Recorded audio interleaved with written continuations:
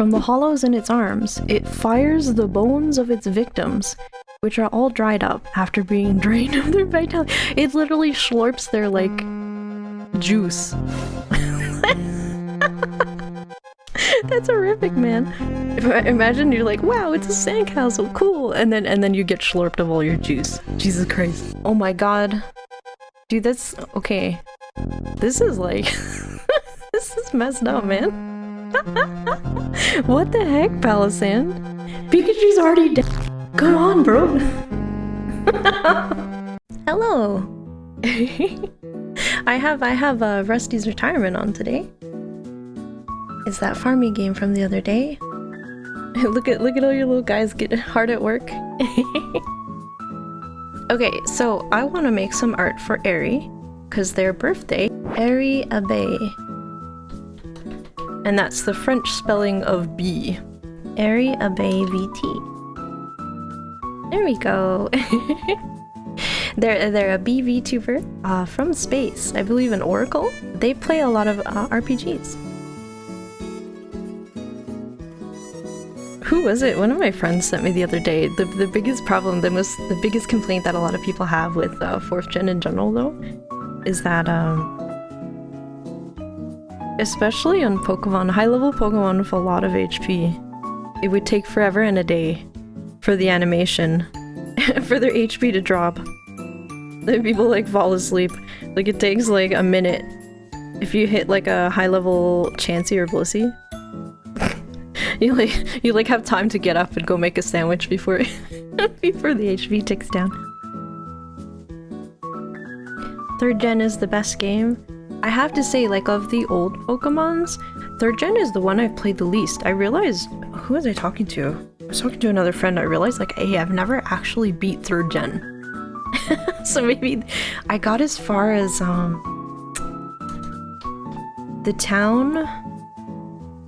yeah, the town where you're on, like, trees.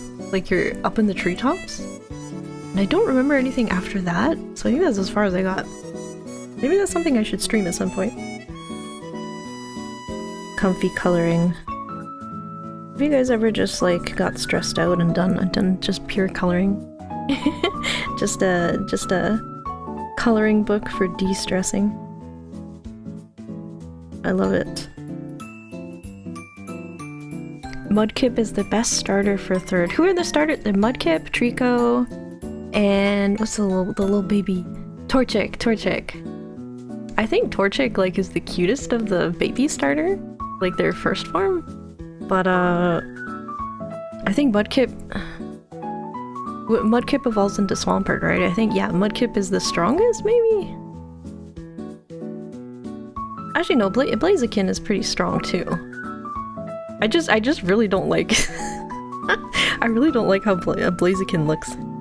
Actually, I've heard that the lore of Torchic, like by the Pokemon developers, Torchic is based on these baby chicks you can get at Japanese Matsuri. But yes, you can get these chicks at Japanese Matsuri like as a prize. Like, you know how they have the goldfish? Like you fish for them with a paper net, and if you successfully catch the goldfish, you can keep it. Same idea with these chicks. Baby chicken chicks. Very cute, right? Like normally yellow fuzzy little guys. But what they do is they color them. So you'll get like a pink one, a purple one, a green one, stuff like that. That's what Torchic's design was based off of. Very cute, right? And then the concept was you go from this adorable, cute baby Pokemon, like the Torchic, into something that like you don't really like the look of. Like a chicken, I don't know, it's arguable if a chicken is as cute as a chick. But their idea was that it changes into this thing that you don't necessarily like, but you still have to take care of it. Which is kind of messed up, right? Yeah, they have paint on them. Torchic goes from chick to chick to Bruce Lee. Yeah. Maybe not exactly what you signed up for initially, huh? It would be cool then if Torchic came in multiple colors. Yeah, it'd be cool. Like, there's a lot of Pokemon where that would be cool. Like, grass types in particular, right? If you could have different variations of them. Like, you know, what is it called? The long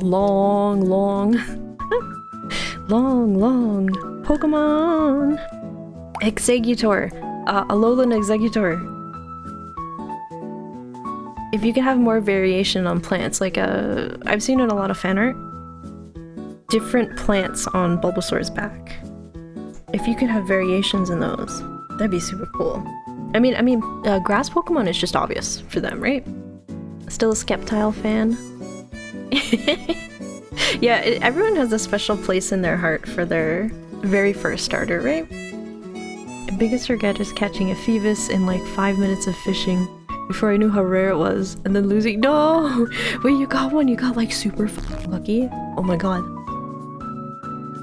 It's like a nightmare to try to find, right? When it came to Pokemon, did y'all have a balanced team, or one singular roided out Pokemon and the rest being underleveled or existing as HM machines? Oh, that's a nice way to put it, HM slave.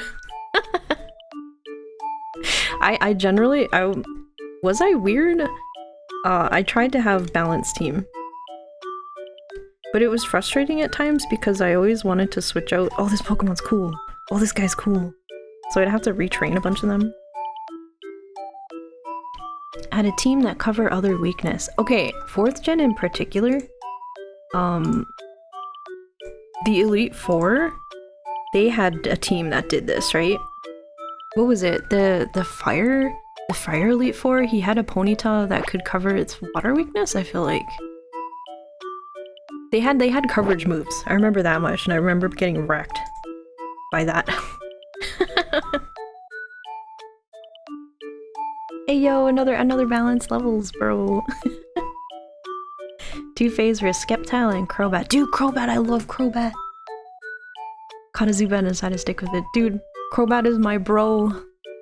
You can only get a Crobat if it loves you, you know? Sign of a good trainer. I am all. Shakes your hand, shakes your hand. Mudkip and Shroomish? Dude, I like, what's Shroomish? Is Shroomish the evolved one? Shroomish is the punch guy, right? Dude, why am I drawing a blank on this? It's been too long since I played Pokemon. Shroomish, yeah, Punch. Which one is Shroomish? Is that the baby? The baby little guy?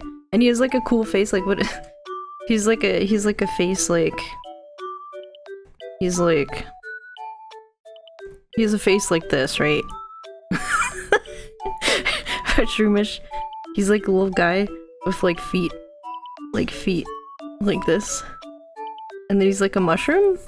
Wait a minute. No. Let me look him up. What the heck? Hold on. No, Breloom. Yeah, Breloom's the evolved one. Hold on. Yeah, it's this guy. Okay, I got the face right. But his body not so much. Well, I kind of got the face right. He's more like this. He's like this.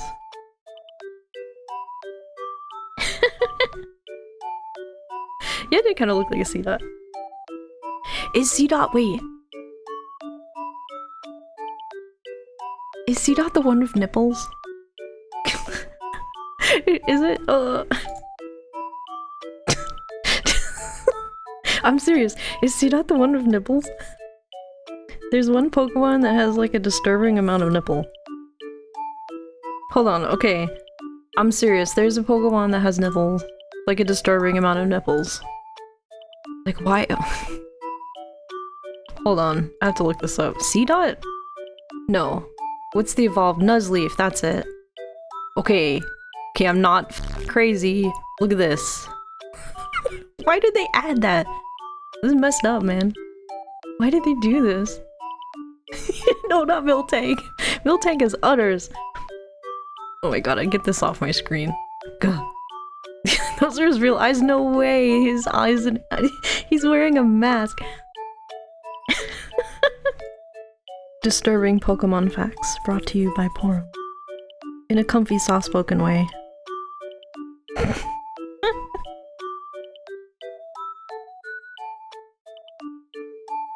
It is, sometimes you have the comfy bedtime stories. These are the disturbing bedtime stories. Where you're either like, what the f***? You roll over in your bed. You were once cozy, but now you're like, what the hell? Either that or you're just laughing your ass off. If Pokemon was real, what would you do? Dude, first thing I would do was get my boy Garchomp. Train him up, would become powerful. Second thing, probably find a cuddly Pokemon and cuddle up with it. Like Gardevoir can't say that without someone giving you the sigh. Ah, yeah. Any human-shaped Pokemon, right? The internet makes it weird, man. Have your game from the Team IRL if they were real. I mean, some Pokemon would be a pain in the butt, right? Like, as much as I love Charmander, like, having a real Charmander would be a pain in the ass, because his tail's on fire, right? Imagine if a Charmander sneezed in your house would f***ing burn down. I guess that goes for any fire type. Fire type are not allowed indoors. Unless you're maybe a firefighter. Sandygast the baby? This is the baby, right? It was a Pokedex. Pokedex. The Dexter voice. Pokedex entry for Sandygast. Born from a sand mound playfully built by a child. This Pokemon embodies the grudges of the departed. Like, damn, that went from... that went from 0 to 100 really fast.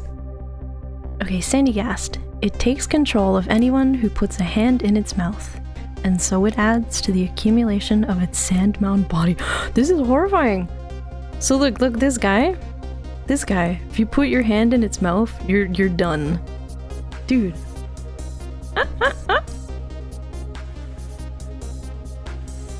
It likes the shovel on its head, so Sandygast will get serious and fight any children who come to take it back. Dude, fight me! That's my hat! What the hell are you doing? Don't touch that! If you build sand mounds when you're playing, destroy them before you go home, or they may get possessed and become Sandygast. Dude, these just get worse. Grudges of the dead have possessed a mound of sand and become a Pokemon. If it loses its shovel, it will stick something else, like a branch, in its head to make do until it finds another shovel. Sandygast. It flings sand into the eyes of its prey and tries to close in on them while they're blinded. Wow, it fights dirty. But since Sandygast is so slow, the prey tends to escape. My god. Well, Palossand, is Palossand even worse? Possessed people controlled by this Pokemon transformed its sand mound into a castle. As it evolved, its power to curse grew ever stronger. Okay, so wait, so they got... See this picture here? You see this little guy, he possessed people and then made them into zombies to make the bigger guys? That's scary. Is it the evolution by necromancy? Buried beneath the castle are masses of dried up bones from those whose vitality it has drained. Each of its grains of sand has its own will. Oh my god, this is like it's like what's the Naruto guy? The sand guy. Palossand eats small Pokemon and siphons away their vital essence while they're still alive. Once it has whipped up a sandstorm to halt its opponents in their tracks, this terrifying Pokemon snatches away their vitality. Like, it literally, like, drains your soul. Yeah, it's like Gaara, right? Controls individual f***ing sand. Dude. Scary. From the hollows in its arms, it fires the bones of its victims, which are all dried up after being drained of their vitality. It literally slurps their, like, juice. That's horrific, man. Imagine you're like, wow, it's a sandcastle, cool, and then you get slurped of all your juice. Jesus Christ. Where was the art? Oh, there! Oh my god. Dude, that's... okay. This is like... this is messed up, man. What the heck, Palossand? Pikachu's already dead. Come on, bro. That's official? Yo, who's the artist for this? Also, the shovel turned a different way. What the? What the? This is like, okay, when you were a kid, didn't you think that quicksand was horrifying? This is like a nightmare situation for a kid, man. Man, what else have I been up to lately? Yesterday, I started watching the anime. What is it? Bravern. I hung out with Dr. Tokyo and we watched Bravern together, and like both of us, I knew it was some sort of like robot anime, but I didn't know what kind of robot anime. My only context for this series was I saw that one clip on Twitter where at the time I had assumed it was Bravern, like the main guy, the main robot. Mecha guy was named Bravern. And I saw this clip where... what was he doing? He was doing some attack or something? Talking, and he had one of those, you know, those like anime backgrounds where it's like lines shooting out? Yeah, talk about Bravern. And normally you assume those are just like anime effects, right?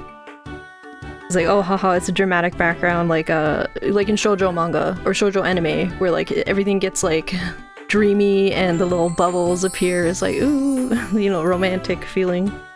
Apparently this anime background, he was actually projecting it into the real world. Like, the characters could see it, like, physically. It's like... that was my only context going into it, and oh man. We watched the first 4 episodes, and it was really, really funny. I don't... how much should I say about this? Maybe I won't say much about it. It was really, really funny. We were both like... we didn't know what to expect, but... at least I was pleasantly surprised.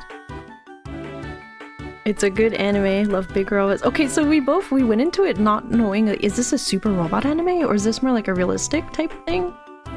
And like, the very first episode, it seems like it's a more realistic thing, like right off the bat.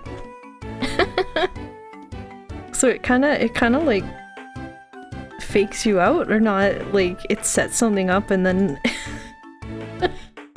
it's different than what you expect. Yeah, dude, the thing I like about Kamen Rider, at least from what I've seen of it, is that it knows what it likes and it goes for it and it unapologetically does it, you know? It's kind of like... I don't want to call it cringe because it's not... it's more like it's just super passionate about something, you know? I don't know, am I making sense? Cringe is not, campy? Is that the word I'm looking for? Probably, right? It does that so intensely and like unapologetically it loops back around into amazing, you know? It knows what it's about and it's not ashamed. And that's nice, you know? Yeah. And I am all for that. Buy it? There we go! We got a cow! Look at that cow! The classic black and white cow. Go eat some food and make some poop. Poop. You gotta poop. I'm proud of you, cow. Guess you're not hungry. If a green-haired demon came up to you and said, hey, would you like to live your life as a cow? All you have to do is eat and poop. Would you accept her offer?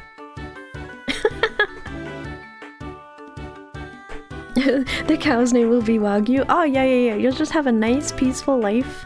All you do is eat and poop. And then you'll live a good number of years. Don't worry about... don't worry about how many years it is. Don't worry about it.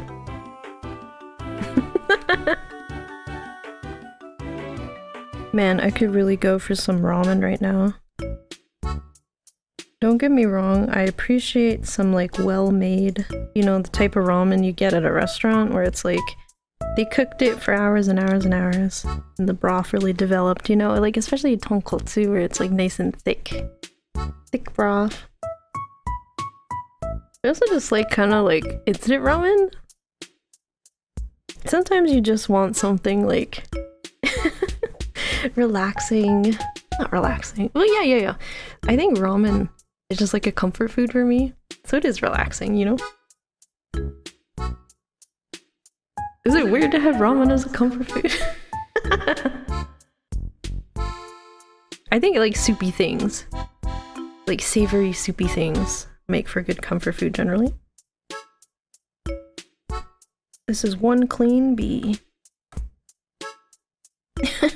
We ran the bee through the car wash with the very gentle brushes. Left arm's in the left arm, right arm's in the right arm. There is no pants. Everything is where it should be. Good. No pants, I know, how lewd.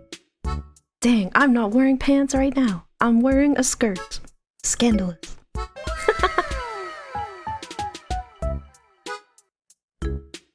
Actually, I went to Uniqlo recently and I got what is it called? Oh, they have a skirt. It's like made out of this really comfy light material. There's like shorts underneath and a skirt. It's super comfy. I love it. It feels so nice. So is that wearing pants? Because it looks like a skirt, but it's actually shorts underneath. Do I own an IRL Maid outfit? I do not. Sadly. Now we're asking the good questions.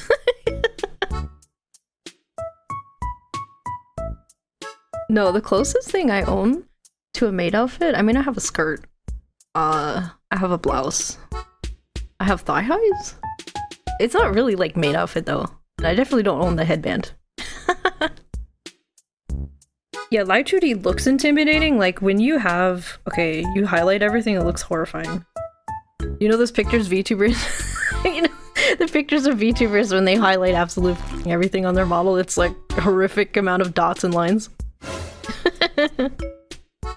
But really, what you're doing, if I had to sum it up in a stupid nutshell, what you're doing is you're making a 3D looking image in the stupidest way possible. Like in the most inefficient way possible. Wait, are you saying my thighs aren't thick? Excuse me? Excuse me? Is this an attempt to get me to show you my maid outfit? Because if it is, it's working. Take a look at this. Hello? Do you see this? Do you see how my model mama... Do you see the thighs she bestowed me with? Do you think these are not thick? Do you see? Behold! Foolish fool!